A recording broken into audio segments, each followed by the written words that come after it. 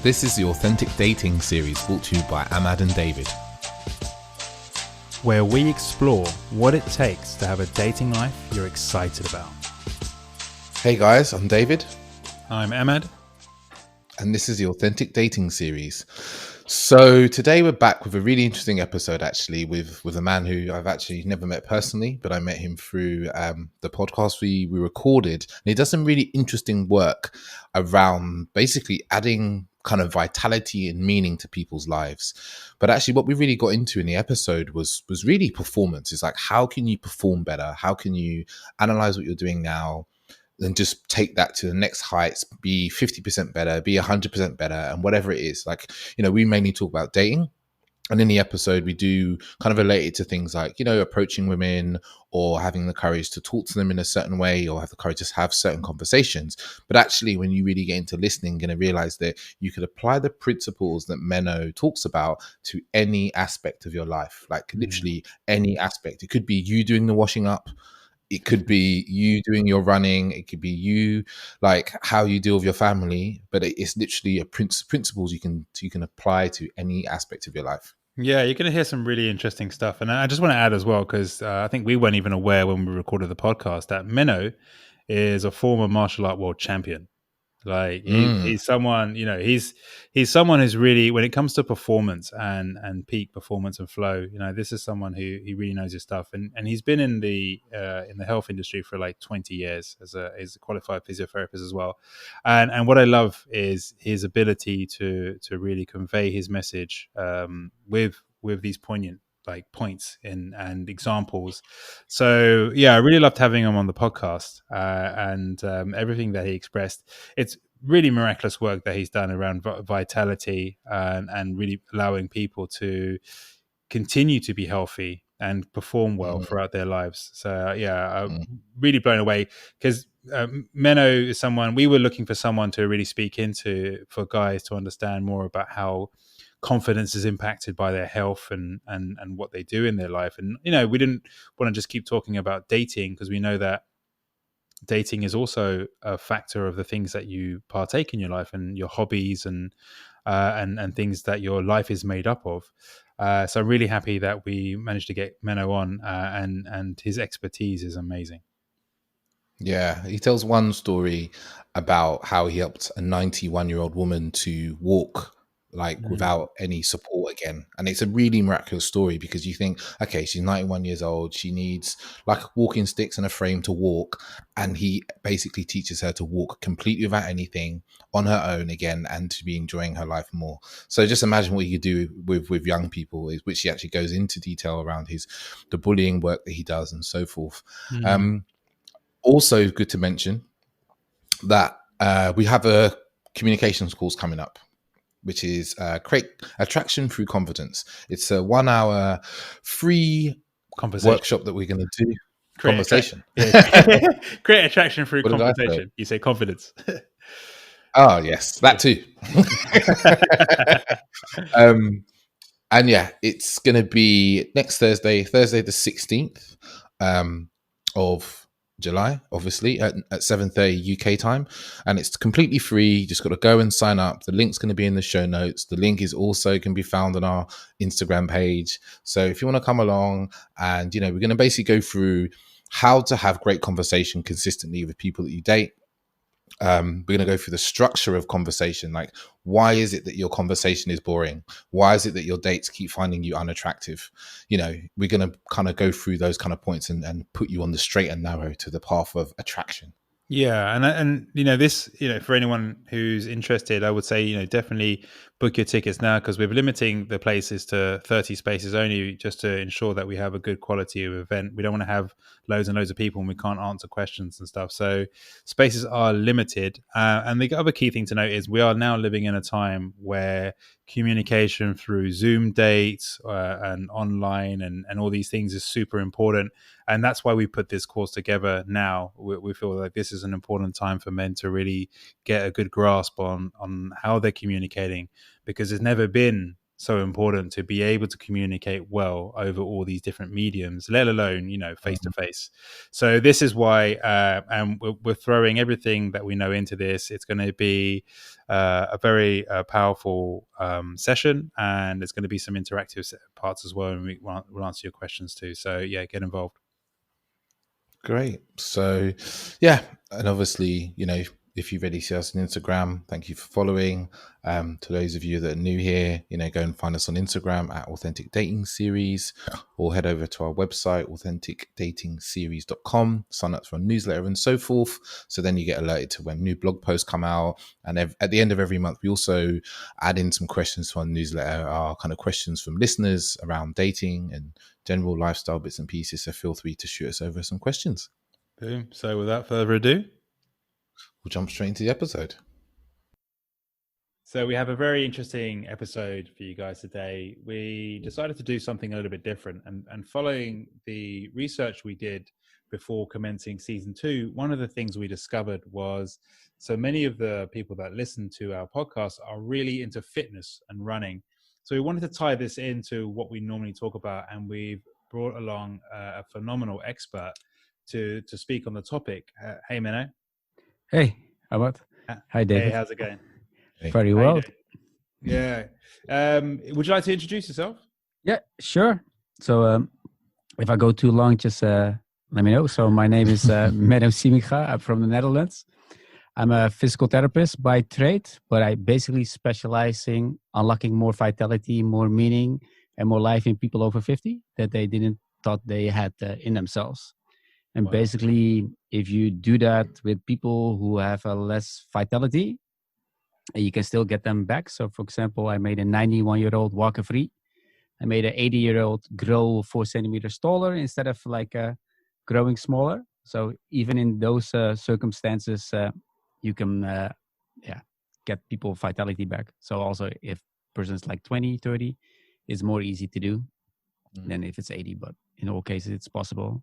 And one of the projects I'm currently involved with is Not a Victim, anti-bullying breakthrough program, where we basically mentor parents to guide their kids to break through bullying instead of breaking them. It's beautiful.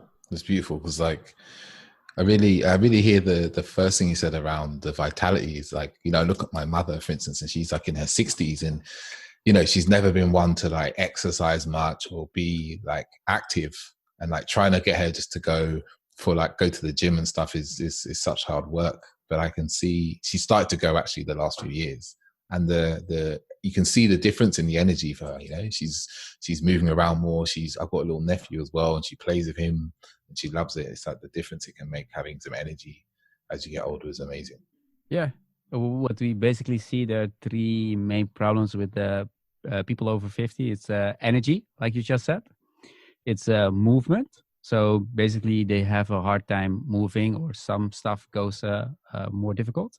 And what we just also talk about, insecurity. So they don't know whether they can still maintain to do something, or they're not sure, or they not looking forward to certain things anymore. And all those 3 things combined makes people sometimes feel like redundant, or basically they think, how do you say that? Yeah, I think superfluous. Did I pronounce that word correctly? Perfectly. Wow. Yeah. So because the opposite, it's called it's super agers. So basically, you turn people over 50 into super agers. Wow. Yeah. So, like, I know, like for myself, I feel like almost fitness for a lot of people fits into either 1 or 2 places. 1, they have no idea what the fuck's going on, or 2, they tend to have some idea and they're able to maintain over time.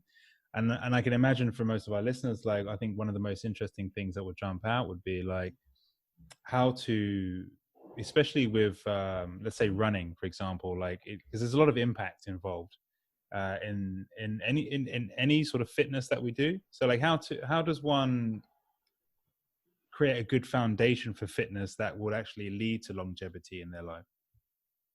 Very good question. Just let me know if this comparison makes any sense in English, because maybe the speakers can hear. I'm not from the UK. Very big accent. So if you compare fitness or running with going on a trip with a car, so what most people think, they see someone else driving the car and think, oh, I can do that. And what they forget to do is that they didn't pick a destination. So they don't know specifically where they want to go. They just driving and they hope eventually it will turn then into something. They haven't checked the car, how the car is functioning. And they also haven't checked whether they even are able to drive a car. So it's no destination. They didn't check how the car is functioning. And they also don't know, basically, say what you just said, what they're doing. So I think it's very important when people starting with fitness, they have insight of, okay, where do I want to go? Not just 6 months from here to get like a beach body, for example, but also saying what you just said with your mom, David, who's in the 60s. Is she still able to sit on the floor and play with her grandchildren? Is she still able to kick the ball?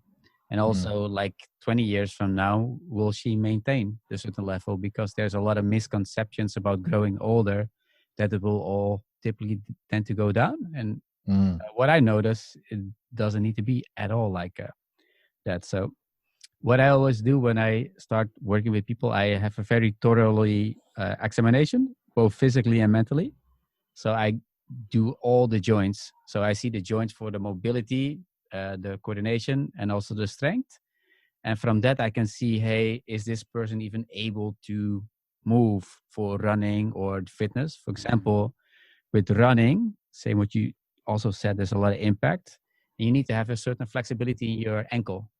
So if you don't have enough flexibility in your ankle, that doesn't mean you can't run, but it makes it harder to run and it makes you more prone to injuries eventually.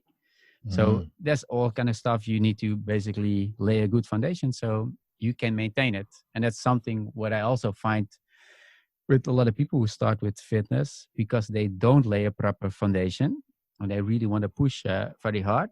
It can lead to injuries very quickly, which will think, say, oh, this is something, again, which also fails. I will just give up on it. It's not meant for me. They go into pessimism mode and they connect one thing to another, which has no connection at all, of course, because it's just something which doesn't work. And going back to the 91-year-old story, she walked with a walker for 5 years and she absolutely thought she wouldn't be able to walk free again and a lot of other things. And in her case, it was really easy to fix it. It was more her mindset, which made her think, I'm 91-year-old. It's very hard for me to do stuff like that. And a lot of stuff was easy. She basically was able to do it, but she didn't think she could do it. One funny example or two.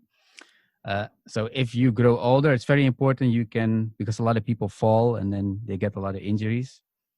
You should be able to, if you fall on the ground, can you get up without any assistance of chairs, couch, stuff like that? So I said, we're going to practice that. And she said, I'm not able to do that. I'm 91. How is that even possible? I said, well, you're not that heavy. I'm strong. I can just lift you up if it doesn't work. So she lay on the floor and lo and behold, she just could get up by herself. So she was able to do it, but she thought she couldn't do it. And then 5 minutes later, we're in the kitchen. And she said, I'm already asking my children to open the jars for the last 5 years. So I said, let's go find out. So she did. And she opened the jar. And that's what I find a lot with, there's like a gap. So there's a gap between what we want and what we do, but there's also a gap what we think we're able to do and what we are able to do. And then we get what we just talked about before the podcast started about confidence.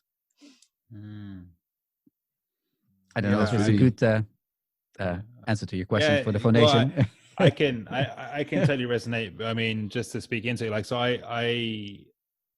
I've long hated going to the gym, like just doing weights for me has been, it just seems to bore me. But the thing that I really enjoyed in terms of fitness was like, I enjoy running, and I also enjoy a sport called free running or parkour, which is very, there's a lot of impact, and so it's very easy to get injured if you're not well conditioned. And what you just described there is exactly what would happen to me. Is I'd start going to classes, I'd get very excited, I'd make a lot of progress, but inevitably I get injured, and then I start thinking, this isn't for me. Like I'm not built for this. I'm not made for this sort of lifestyle. It's for other people.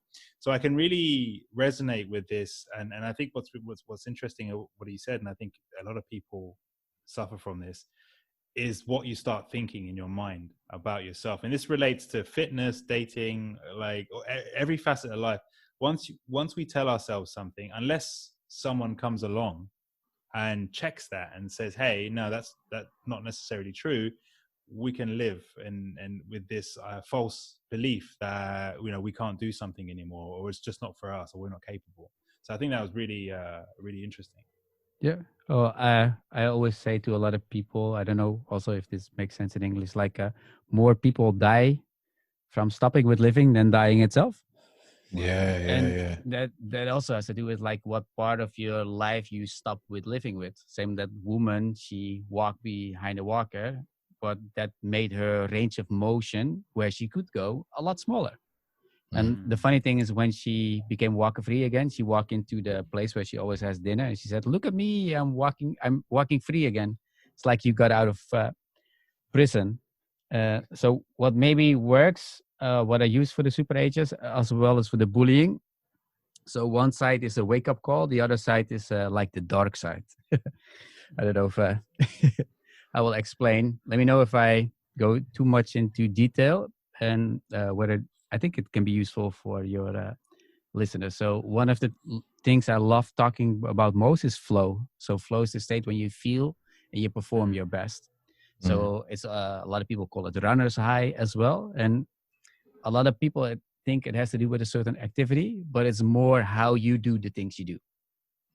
And if you look at the challenge skill ratio, it's when the challenge is a little bit bigger than your current skill. So if the challenge is too big, you get anxious, you worry. If the the challenge is too low, you basically bored. So what Google did a research about is basically where is 4%. So can you make the challenge 4% bigger? So if you think I want to quit, or can you push on 4% more? When you think you have a hard time talking to the girl, can you be 4% more brave? And anyone in that moment can be 4% braver. But if you keep adding 4%, it's massive. In just 18 days, for the compound effect, you will have gone 100% up. And 4% is easy. So, and also with skill building and confidence building, people even, do you think I can't go on? It's too hard for me. Even in that circumstance, can you push on for 4% more? So if you look at the wake up call, so 1/3 of our life, we're basically sleeping, and the other third, it's up to us how much of it we are alive, basically. So the wake up call stands for C, connect, A, adapt, live, the other L is love. So connect means in this moment is the most important moment. There are no big moments, no small moments. This is the only moment. So now is the day. This is the moment. That's just a small thing. So adapt means how quickly can you adapt to a certain moment. That's basically the 4% more. Live stands for can you make way for magic? Because a lot of people get in their own way. And if you get in your own way, basically there's no possible way for magic to happen. And the last L stands for add love to everything you do. So if you add just love to everything you do, basically life is a lot more beautiful. And I don't know if you guys ever heard of the 5 regrets people have on their deathbed.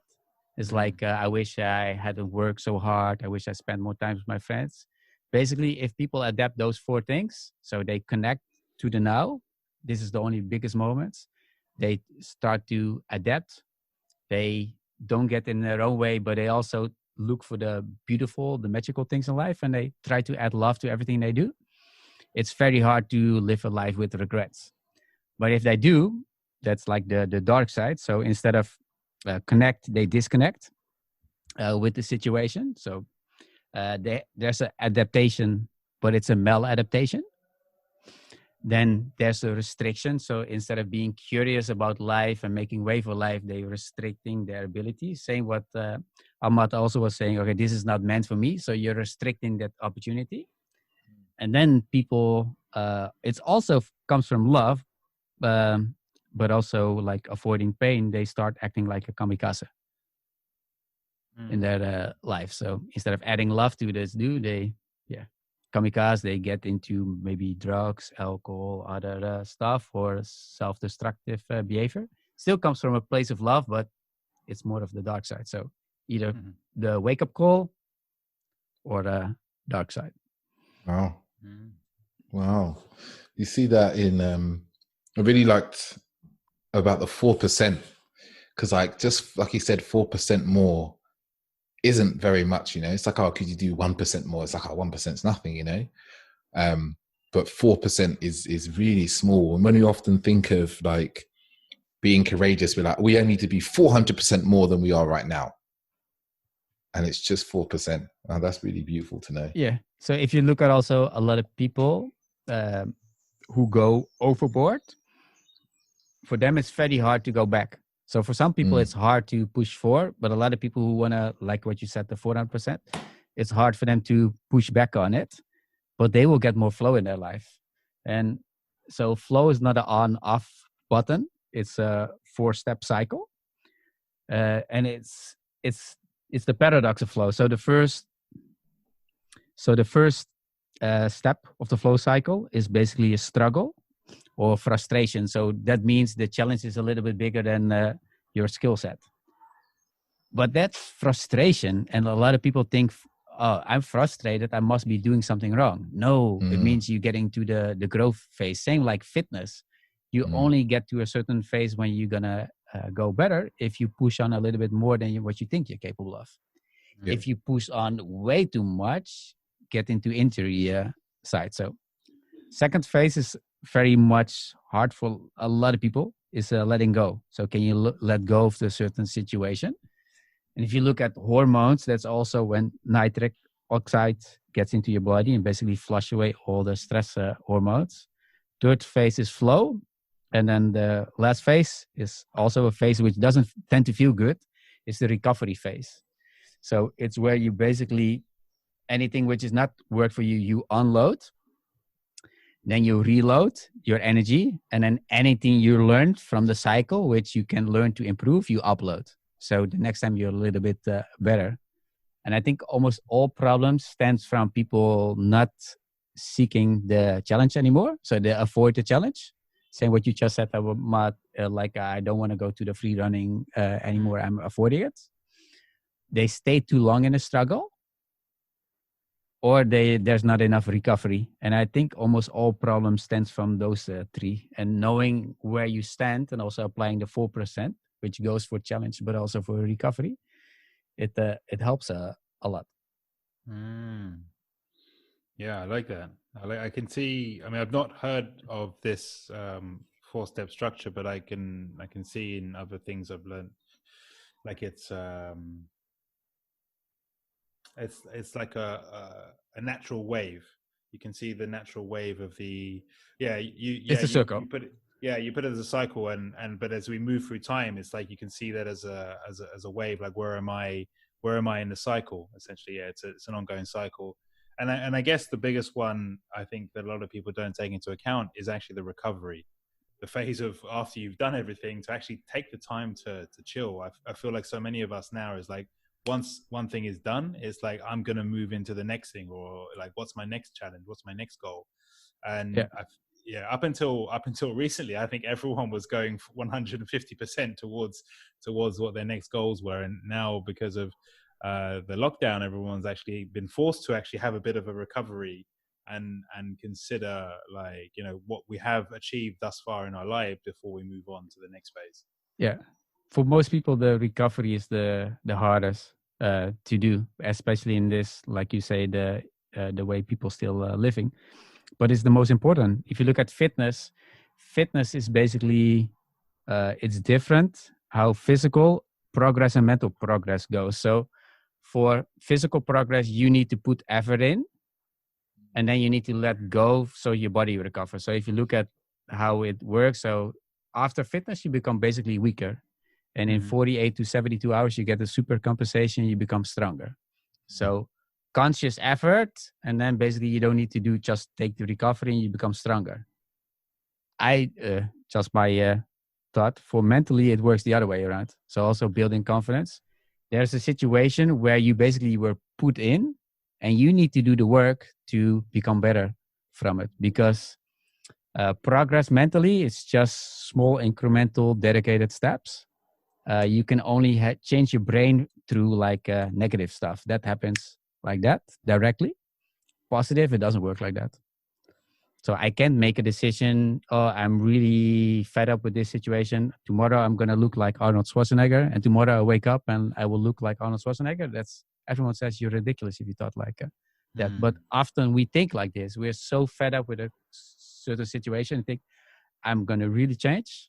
But it's still incremental steps. Just making that decision doesn't do any different. And if you compare the mental side with the physical side, you think, yeah, I'm fooling myself if I'm doing it like that. Yeah, it's something we see. We coach men in their kind of dating lives, is like they don't see that it's that small things you do every day, the tiny things you do every day that could take 10 minutes, 15 minutes. It's like meditation. Like I've meditated for the last 4 years consistently, and people often go to me, oh, what do you get out of meditation? Like, what's the benefits? And sometimes I say, oh, it's not that easy because I do it every single day. So what am I comparing it to? It's very hard I do this thing every day that's like anything from 10 minutes up to an hour. And you're asking me to compare it to me 4 years ago. There's so many other things that have changed, but I know that over this time, like my resilience to emotions, my own emotions has grown along the way. And it's like, I didn't go from where I am now. I mean, from where I was before to where I'm now overnight. It took every day of doing these small, tiny actions. And it's the same, like you said, with confidence. It's like, the small little actions you can do every day. If you want to start a business, it might be a case of, okay, what can I do today? Okay, I go and register the business and start to think about, who my clients could be. And then, you don't go from where you are now to Bill Gates in 2 days. Yeah, doesn't work. As much as people would love to, that's not how the world works. No, it doesn't. So two things which is maybe interesting to say for what you just said, David. So if you look at physical, we have a lot of norms. So we can look in the mirror. We have a waist belt. We know when a person is overweight, when they're not overweight, athletic. So that's a capacity thing. But the way they move, we can see how capable they are. So for example, when they're limping, we know maybe they look athletic, but there's something wrong in that. If I look at you two, I don't see anything in your brain, and you can't see anything in my brain. So one of the things we do with the super H's and also with the bullying, we use a clinically validated app that can basically measure and monitor mental health and fitness. Wow. So it's 5 cognitive domains, and then you can compare that same with your body. So your body, you have your core or your torso, you have your arms and your legs. And it's the same thing you can use for your brain. And the good thing about that, also what you just said, David, what did you get out of it? If you do a test and you measure it, hey, what areas do I need to maintain? What do I need to regain? And what do I need to train? And from that, because it's you can see, hey, the interventions, the meditation, for example, that I'm choosing, does that improve me? Because a lot of the questionnaires, a lot of people fill in to measure confidence and everything like that. That's subjective, depending how you feel. And you can think of, I'm going to give this answer, I'm giving this score. How honest are you going to be? And this basically the test. You can't fool yourself because you can never score higher than you're capable of. You can just fool yourself by not improving. But then also some people don't have confidence when they're going to do a test. So you also get that out. So basically they have, same like the 91-year-old woman, they have the capacity, but their capability to put it into effect in a certain moment of stress, they lack. And I think that's the same thing what also happens with when you coach for dating. They're able to do it, but in a certain moment of stress, all flies out. And then the other thing, what I'm writing about for the book, and also the online course for the bullying. It's like choking or panicking. So with choking, you think too much. Panicking, you don't think at all. Yeah. Did you ever hear of the son from John F. K. who died in a car plane accident? John F. Kennedy. So Okay. Oh, yeah. yeah. So what they maybe thought happened is he panicked. So he didn't fly a lot at night. So if you don't see the horizon, you can't keep your how do you say, your wings level. Wings. Yeah. So he was desperately looking for the lights from Martha Vineyard, and because he was just focusing on one thing, he didn't go back to his training. And I think that also happens a lot with your students when they get into the panic thing and they get narrow-minded. They don't go back to their learning, and basically in the airplane, it's your instruments. Yeah. If you go back to your instruments, oh yeah, first thing, check your instruments. Are my wings level? Yeah. And then go. So only in 1 minute, he went from being in panic to hitting the water with his wife and his sister-in-law. And the funny thing if you're in the air, it's not a funny thing, but you don't notice if you go like this. If you go sideways, you don't notice. Your body still feels like you're up straight. So it's the same thing what happens for maybe your students. It's like they feeling like they're good, but they're panicking, they're becoming narrow-minded, and basically like the kamikaze again, they go down. And then you go back basically to your instruments. So when you feel you're in panic, you teach that to also in the bullying, we teach, okay, if you go to panic, your breathing change, for example, how can you get back? Because if you go overboard with too much tension against the 4%, it's harder to do. That's also why we say, what's the horizon still? So the horizon for wake-up call is the sun is rising. For the dark, the sun is setting, and it becomes, you can't see the horizon anymore. And I think also the Navy SEALs use that. So you move the horizon towards your face, so it's easier to see what's my 4%, and then that's peace. Move it a bit again, move the horizon a bit again. Same thing what happens with parkour. You try to change your challenge a little bit more, and a little bit more, and a little bit more. Yeah. And that changes on the state you're in, basically. And that's also something with fitness, what a lot of people have wrong. Because if you feel stressed and you're going to exercise, you're going to get a different result than if you're feeling fine and okay. Still same exercise in the gym or running, but the effect will be different. And it's the same thing, of course, if you're talking with a girl. If you talk in a relaxed way or in a stress way, maybe the words are the same, but the effect is different. Yeah. Totally. Sorry, long story. That more. No, it's perfect. No, really, it's really perfect. Yeah.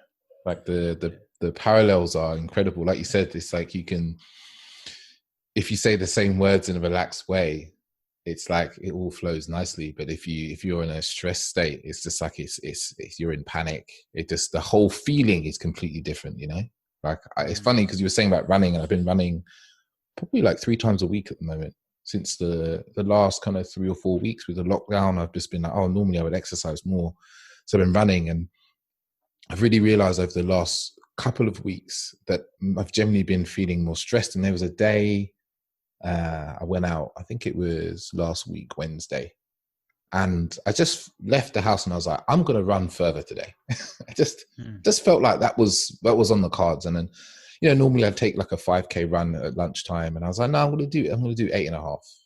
And I just like completely felt that it was a good challenge. As you were saying before, it was like, this isn't going to be easy. But I was like, I can do this. I believe I can do this. And I just kept running, and it just really did just flow throughout the run, like to the point where I was like, I don't know how I've come up all these streets, and the time went really quickly and I was almost lost. And yeah, it's a real, I really see the 4 stages you described before. Yeah. The cool thing is people who have more flow, sounds weird, have more flow. Yeah. So those 4 stages, you basically can build your day, your week about, and also see in what stage am I now to go in. So it's works very well to add that into your life, because same what we talked about before, people just keep pushing. And where's the reflection? Where's the learning, processing, the recovery for unloading? because that also happens, I think, with the dating thing. Then, for example, you get blow off by a girl or a boy, and then in what way does that connect with the next time you're talking to someone, which is not connected? It's again the connection. Are you disconnecting, or are you connecting in that state? Because and there's no unloading in that sense, and no uploading, because there's no unloading because you connect two things which are not connected, and you didn't learn properly for, hey, what's the things I can learn from it which improve me for the next time, which is a shame, because also with the bullying you see a lot of people, and also what I saw with the older people who stop with living with a lot of things, and really on a mission. So basically anyone, doesn't matter the age or circumstance, can feel more alive and connected, and shame if they don't. I'm super intrigued, and I know when we first connected and started talking, we were speaking more from the fitness perspective. But when I learned more about the work that you do around bullying, and I know there was your business partner Sebastian, he has a martial arts component with that. So I'm actually intrigued. So what's the framework for that? What is it that you're teaching children and people around bullying? Yeah. So Sebastian and I were both bullied as children. We're both martial artists. And we're both very grateful, sounds weird, that we were bullied. So, for example, for me, I've been bullied elementary school, high school.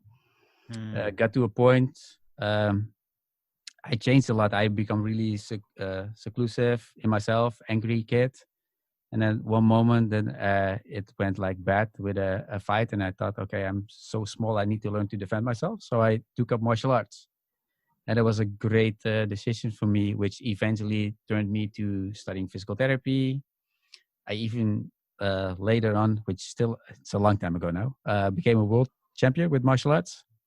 Oh. And then years later down the line, there were two stories when I was treating people as a physical therapist. So one is a positive and one not so positive. So one lady I treated, I found out was married to the guy I had the fight with, which martial arts. So I said, when you go home, tell your husband that I'm thanking him because of him, sort of. Then I became a martial art champion. I thought that treat you now and I can help you get rid of your back pain.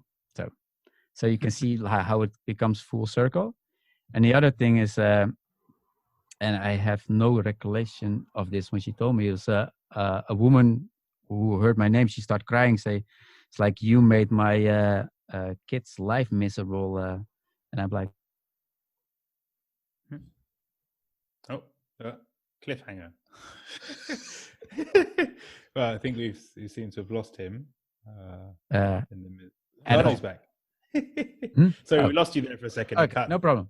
Where did before you were telling you just said that a woman had come to you and said you made their kid's life miserable. Yeah. Okay, so we'll continue. So she heard my name and then she starts crying and she said, you and your brother made my child miserable in elementary school. And I didn't have any recollection of that. And that's also what I heard a lot from, I interviewed so many people who are bullied. And they said a lot of the areas or the times where they were bullied, they just forget everything about it. Don't know the names of the children, their classmates, the teachers, everything. And also this, because what Sebastian I found is that when the children don't break through bullying correctly, they turn into a bully themselves.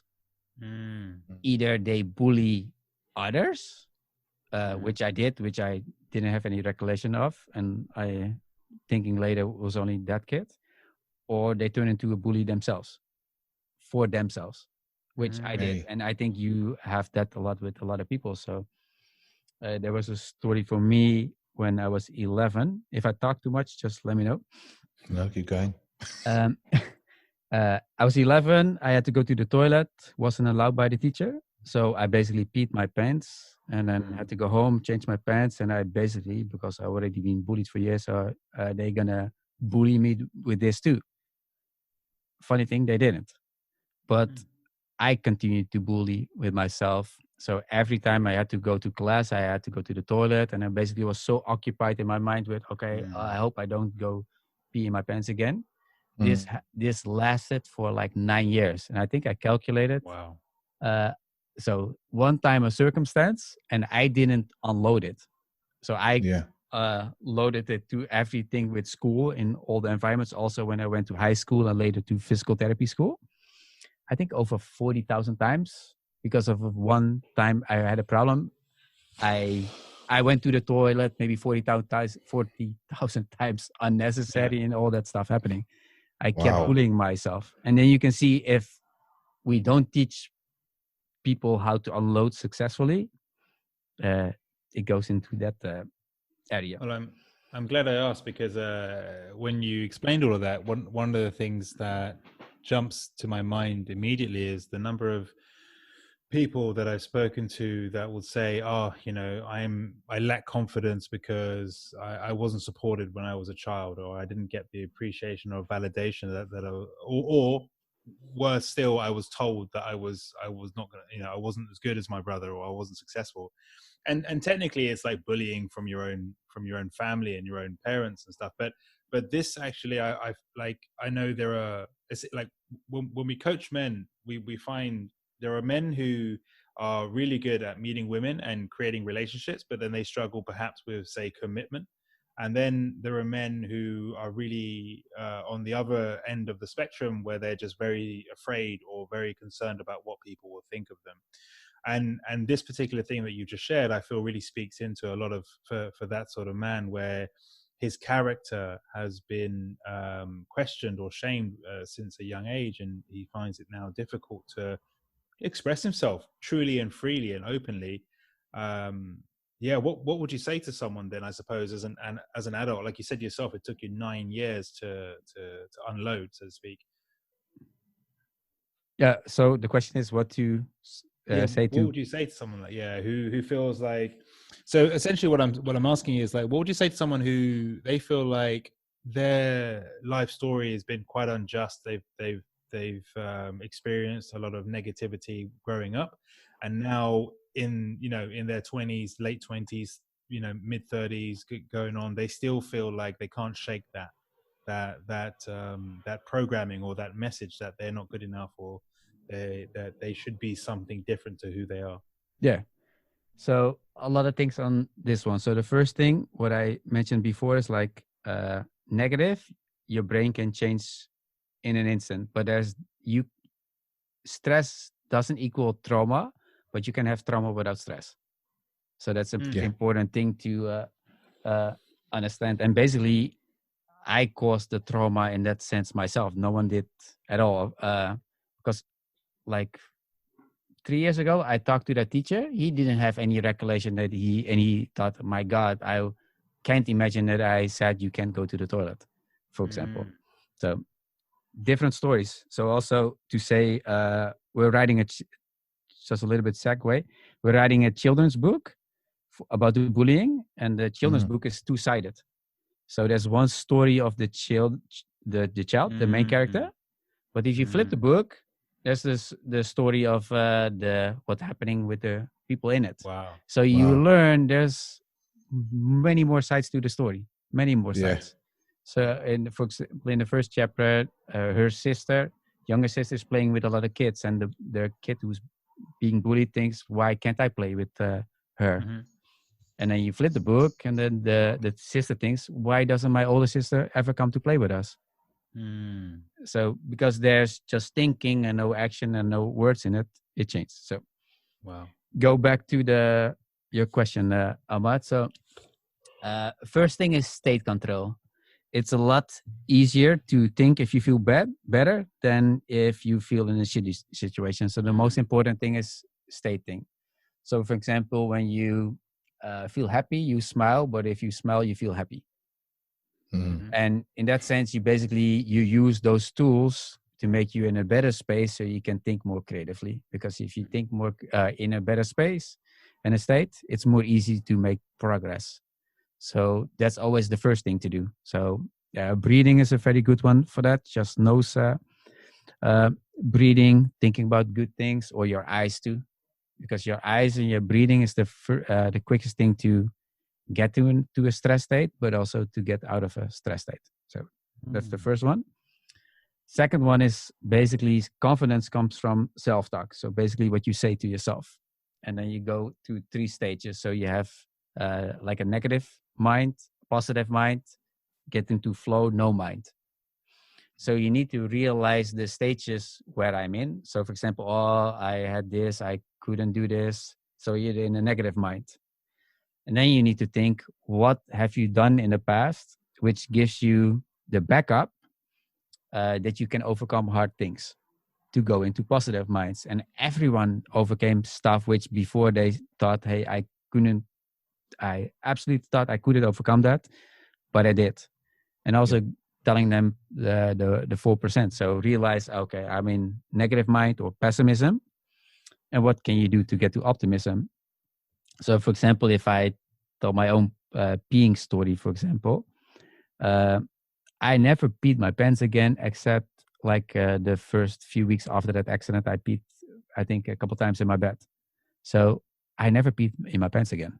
Never. So I'm making myself stress, but have I ever peed my pants? No. No. So I only happened after that. So and other things I think, okay, what other hard things did I overcome? Which gives me the backup to say, hey, I can overcome hard things. And also what we talked about before with the challenge skill ratio, because if I make this challenge too big, so for example, go back and say, okay, I'm going to class now. What are all the risks involved? If I need to go to the toilet, I just go to the toilet. There's no risk involved. If I talk to a girl, I can talk to a girl. If she doesn't want to talk to me, that's absolutely normal scenario. And I can talk to another girl because I don't know the situation she's in. Maybe her parents just died. Maybe she doesn't want to have a conversation with me. Sorry, I'm not a dating expert at all, but so those are good examples. These are actually things that we also say and express as well, because it's just like you were saying in the story and the children's book, the two sides of the tale. It's like so often people get stuck just in their story, thinking there's only that one reality and that is real, never considering that other people, it's a whole different universe and we have no idea what's going on for someone else. Even when someone's being rude to us, or bullying or whatever, right? Like we don't actually know what got them to that point in their life that they now are there. So there's a lot of peace of mind in being able to recognize that. To make a point for that, so the first thing we teach with the bullying is perspective. So we try to change the perspective of the person on the bully. So if you look at it as a bully, there's for a lot of people, there's the challenge is too big for their skill, because it's like, oh my God, he's going to bully me. But if we change the perspective of there's not like really wrong with the bully, but happy people don't bully.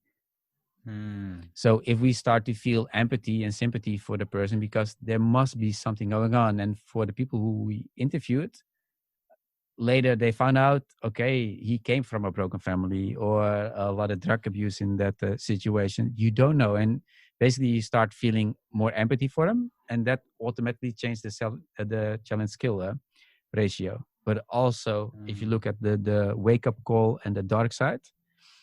With the wake-up call, you make way for magic. So you start being curious. Why is this happening? You open up. And with the dark side, you restrict. So you think this is the only story which happened in my mind, and this is the only way, which is the pessimistic, negative mind side. And it's about learning to, without any, like, how do you say, judgment, acknowledge, be aware of where you're at, because then you get the control to have a choice. Of where you want to go and say, hey, I'm just doing my absolute best in this situation. Of course, it can go wrong, but that's okay. I can overcome this. I can rise to the occasion and do hard stuff. I really like what you said about perspective, because it gives you that, it makes the other person human. you know, because I think in these instances of, you know, in bullying in children, or even bullying that happens in the workplace, or you know, issues you have with your boss, the person always seems so much more than you are or bigger than you are, that you don't, it's insurmountable. But when you kind of look at them from a perspective of they are also have been hurt, they are just doing this to protect themselves in some way, you start to see them more as a human. The perspective shifts, that you see them more as an equal. Yeah. That's why we say with the wake up call, the connection. So now is D-Day. We use the word D-Day because that's like you go to battle, but any moment is now a battle, especially for attention. And you just need to be able to focus, to totally be here and now. And then you also don't talk about big moments or small moments. So if you go back from an athlete perspective, for example, or the dating perspective, if you think I'm practicing now, but later I go to the club or whatever place, that's a big challenge. You're already making yourself unconsciously more tense, and it's not necessary. There is only one moment, and this is now. Now is D-Day.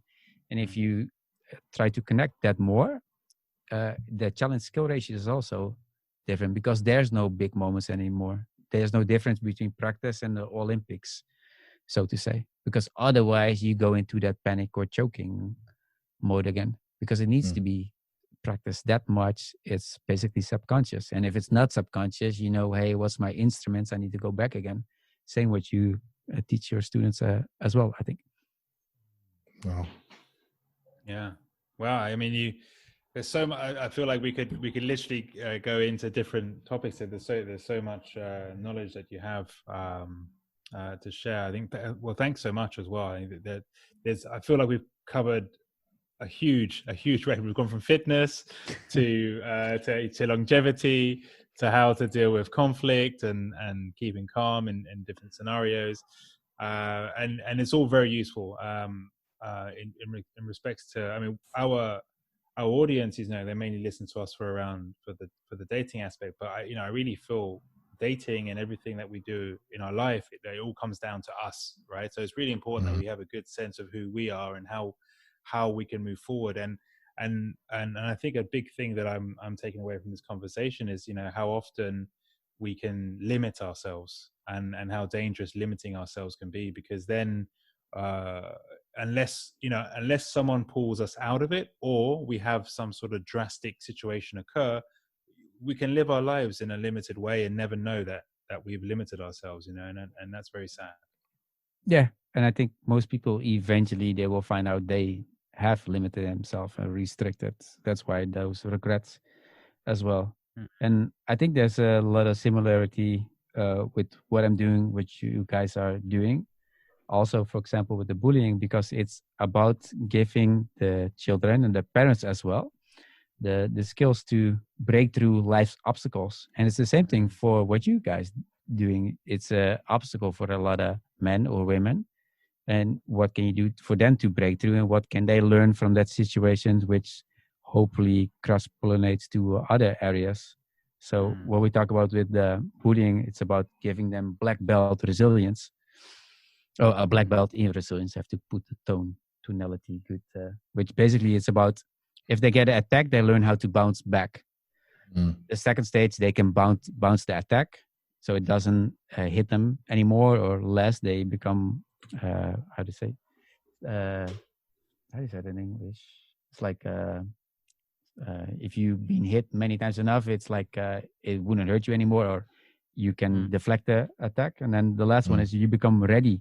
It's like the readiness to take on other stuff, so it cross pollinates to other areas. And I think that's the same what you try to do with the area, because it's so important for a person.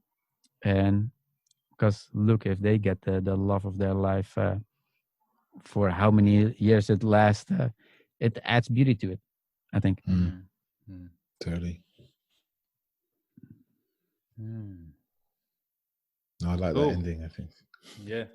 Yeah, I think that's a good place to bring this conversation to a close. I think it was a really good talking to you, Menno. But before we close off, I'm sure many of our listeners are going to be very intrigued to read up more about you, or find out, things that you're doing or whatever work you're doing, and when your book's coming out, where's the best place for people to find you? I'm notoriously bad for that as a KPI, so to say. I'm very so. Okay.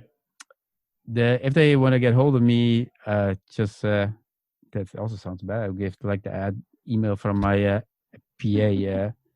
Then, but we're making a lot of progress with putting the Not a Victim website online. For sure, our podcast about the bullying is online, so people can follow that. It's the Warrior Academy podcast. We've been in the top 3 worldwide in education, and Sebastian and I are pretty prolific with that. Sebastian is, I think, interviewing 2 or 3 people a week on that. He's going a more broad for black belt character. I go more into the bullying story. We're gonna launch a Kickstarter for bullying. So for the bullying book, the children's book, and our online training is almost done. The book will be launched in September, and I will keep you updated. Then maybe just put it in the show notes when there's stuff to be read. So definitely hard to read on me online. Daniel gonna kick me. Fair play. No, but absolutely. We'll add the links into the show notes and any of the details. Well, I mean, in that case, I mean, is there a message that you'd like people to know? What would you want people to remember you for? Well, like I said, I'm really on a mission, so people feel more or less alive and connected, no matter the age or circumstance. Because I really don't like when people stop with living prematurely or unnecessary, and I think that's the same case for you. When people are afraid to talk to someone or start dating, they also stop with living prematurely or unnecessary, because you never know what magic can happen when you go to the left side or the right side. You only know if you don't go to the left or the right side, magic won't happen. I think just maybe the most important thing is expect or make way for magic to happen. Because if you're not open for it, you're not gonna define it. Maybe the best way to end is like this. I love magic as a magician.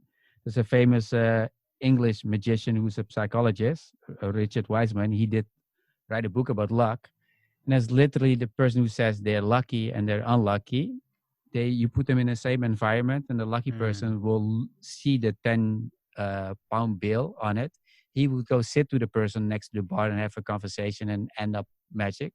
And the person who's unlucky, they wouldn't see the 10-pound bill there, and they would sit far away from the other person. So in what way do you set your life up as magic and expect magic to happen? Because then your eyes are open to all the magical things. And I think we never know how long we're going to live, but it's a much better way to live. Absolutely. Yeah. Beautiful. Well, thanks again, Menno. That's it was great having you on, and till next time. Thank you, guys. Ciao. So that was a great episode. I have to really thank Menno for coming up with his knowledge and wisdom of just, becoming more high performance, if that's even a phrase. But it's like you really tell from his from speaking, it's not just something he understands, it's something he studied. He studied the arts of being in flow, how to be in flow more, how to perform better at any given discipline. Yeah, I really enjoyed that conversation. In fact, I always enjoy speaking to someone that really knows their stuff, right? And it's always fascinating to learn from someone like that. You can just see years of dedication. For me, what really stood out as well was and I think a huge takeaway is when you're aiming for progress is not to overload yourself and to take things in steps. Was it like 4%? Only ever pushing yourself like 4% more, and it's so important, especially as we get older as well. I find like physically, if we push ourselves too much, like we can hurt ourselves. And so that was some powerful insights. Yeah, it really was. The 4% is something that I've been mentioning to people a lot, actually. Oh yeah, it's like you can always think of, like, whatever you're doing now and wherever you want to be, is like, how can you be 4% more? What's the next 4% look like? And when you break it down like that, you're like, oh, that's not actually that much. That's just like this little thing or that little thing. And as he says, like over the course of 18 days, that's 100% increase. That's incredible. Yeah, powerful. Yeah, Mm, powerful mm, and simple. Yeah. So yeah, mm. guys, amazing. And if you really like that episode, do follow us on Instagram and subscribe to our podcast, because we release episodes every week, and we update all latest news, blog posts, and all these things on our Instagram. And yeah, so you'll find everything there. But also, if you're not a big fan of Instagram, we have a mailing list which you can sign up to on our website, which is www.authenticdatingseries.com. And we only use the mailing list to update you with new podcast episodes and newsletters currently. So we're not going to be bombarding you with lots of spammy emails. We really just want to keep in touch and keep people abreast of the latest news. Yeah, I think that's it, right? That's it. Cool. Well, thank you guys for joining us this week, and hopefully you look forward to next week's episode. Ciao, ciao for me. Ciao.